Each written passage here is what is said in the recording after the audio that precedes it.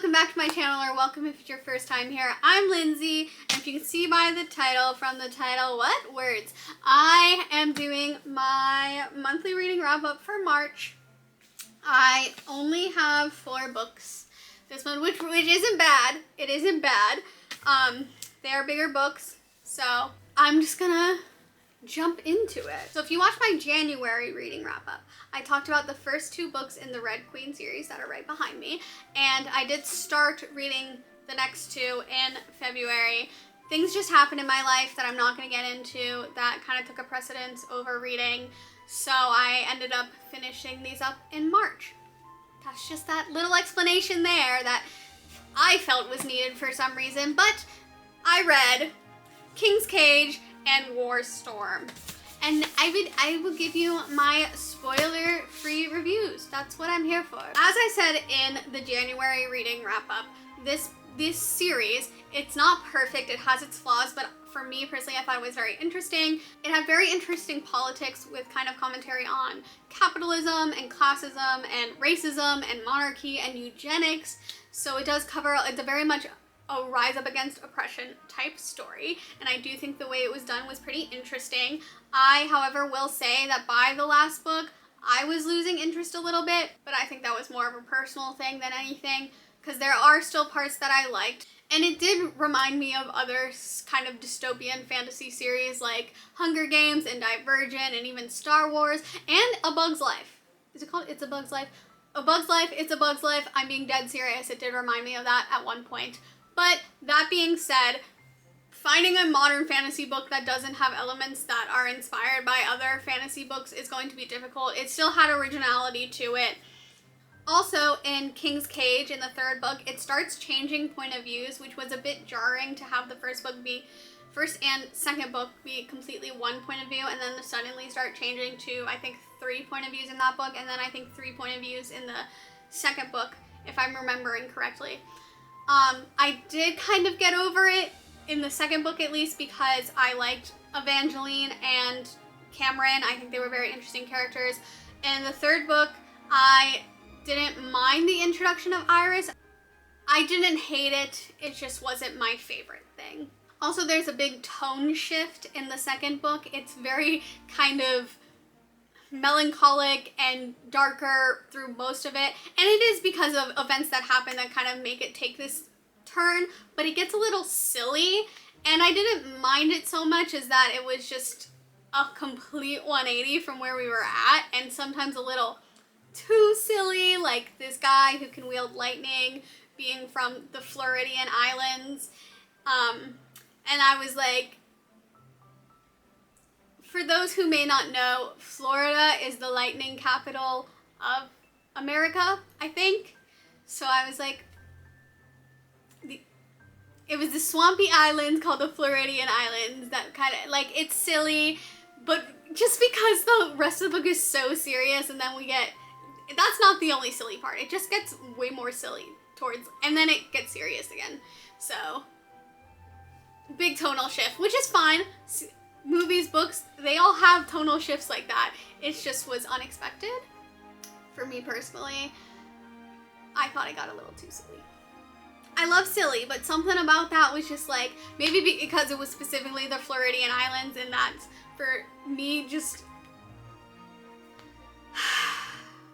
Also, in the January reading wrap-up, I did say that I liked the characters for the most part, and what I meant by that is I like the main girl. I didn't dislike her. The love interest, I liked him as well. There were just other characters that I felt were more interesting and had more compelling stories. And as I said, I liked Mare. Don't get me wrong, Mare's the main character. She just had some moments that kind of rubbed me the wrong way.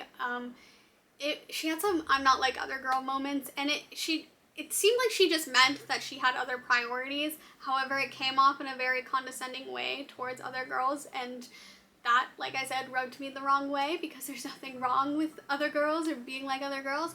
That being said, I don't have to 100% agree with a character or think they're like a good person or a person that I would hang out with in real life to think they're a good character. So it's not that she was a bad character. She just wasn't my favorite. I mean, there were other ones that had more interesting storylines and backstories, in my opinion, like Evangeline and Farley. That's the name I was looking for. I liked Farley. Julian was a favorite early on. And Maven, I know, don't get me started on Maven. This is supposed to be spoiler free, but minor spoiler, there's something in my eye if I keep touching my eye. He was such an interesting character. I loved getting into his head. Listen, if you're thinking, Lindsay, he committed atrocities, again, minor spoiler, do you have to consider that, first of all, he's fictional, he's not real. Second of all, he's just a little guy. He's just a little guy who had a really bad mom and he just wanted love. You know, both the Kalor boys were pretty traumatized, and Cal, I think, was also a good character. Again, like I said, him and Mare weren't necessarily my favorites, but I did still like Cal. I think I liked him more as the story went on, which I'm pretty sure you're supposed to. And I very much think he's a good fictional boyfriend for anyone who's chosen him. I mean, he's dorky, he's good with kids, he's not quick to anger, he's socially awkward. He's relatable, I'm realizing. I think a message in this story would have been that humans aren't 100% perfect, as I was just talking about Mare's flaws and how I don't necessarily agree with that she said that. Characters having flaws usually make the story what it is, and as I said, I think that was a big part here, is that no person is 100% perfect, 100% good. Like, we all mess up and make mistakes and that kind of stuff, and maybe we all have said stuff like, I'm not like other girls. It happens, but yeah, I think that's just my take on those two characters. Also, I do want to say, I think this has been marketed a little bit as an enemies to lovers story, and I wouldn't call it that personally. They do have their little spouts and their little disagreements, and it's kind of just like a back and forth relationship, like they're together and they're not, but I don't consider them to be enemies. If it were enemies to lovers, minor spoiler, but then I think Mare would have ended up with Maven, which I wouldn't have been mad about because they definitely had a connection. Like, let's talk about it. But anyway, the only way I would consider Mare and Cal to be enemies if you're talking about like class enemies, but that being said, I wouldn't call this an enemies to lovers story, just kind of a complicated romance, which that's another thing, is I felt it was, when they get together in the first book, you kind of know they're not going to stay together, but it was just a little too much like a ping pong match, if you get me. Like, it's just back and forth, back and forth, back and forth. And I got a little tired of that. I think that might have also been why by the last one I was just like... Anyway, with more of the good things about this story, there were multiple deaths that got to me, the way they were written, who was killed off, it was they evoked emotional reaction. So those were well written. I would say because of the little issues, this series is about a B on my tier list, but it's not horrible, it's just not one of my favorites. So I think that's a pretty solid place to put it on my mental tier list that doesn't mean anything. And reiterating what I said earlier as well in the first video, is that it does have that rise up against oppression. It's very much a dystopian story, but I was very into that, and I do think it's very interesting, just a quick thing here, how the Red's hair turns silver at the end. I think that might be some symbolism, but yeah, that's really all I have to say about these last two books. So let me get into the other two books I read. If you watched last week's video, you already know I read The Prisoner's Throne. I'm not gonna get too far into it because I made my whole video rambling about it last week, so go check that out.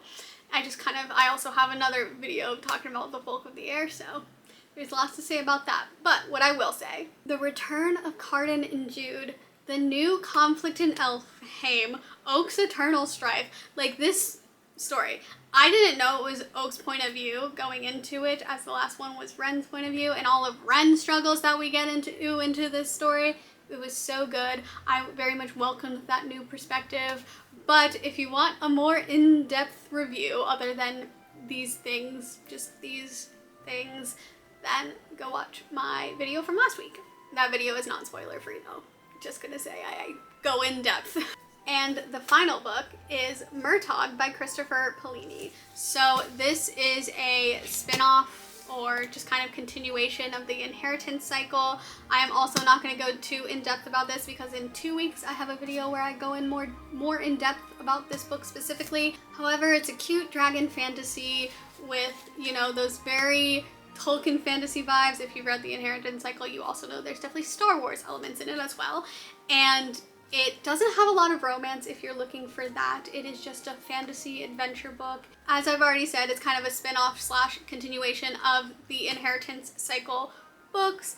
Not from Aragon's point of view, that's why I said spin-off. It is from the tortured Murtagh's point of view, and that was very interesting to me, getting to see his story and where he's at after the events of the original trilogy, but series. Also getting to read from his perspective, you get to learn more about what was going on with him during the original trilogy. Or why do I keep saying trilogy? The original series, probably because of the Star Wars influence in them and, you know, trilogies.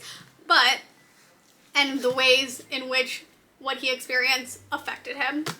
So yeah, and Murtagh I think was a very interesting character that I definitely wanted to know more about, and that's why I read this. But yeah, if you want to hear a more in-depth review of this, I will be posting that in a couple weeks. So stay tuned for that. And for more monthly reading wrap-ups, I do plan on doing them every month. So subscribe for that, as well as just more fantasy books and fantasy romance. And I don't know if anything I really read in March would be considered fantasy romance as much as like fantasy with a romance subplot. But anyway, I mean, if this is a romance subplot, it's the tiniest, but there's a dragon. So, like, subscribe, and, you know, I'll see you next week. Bye!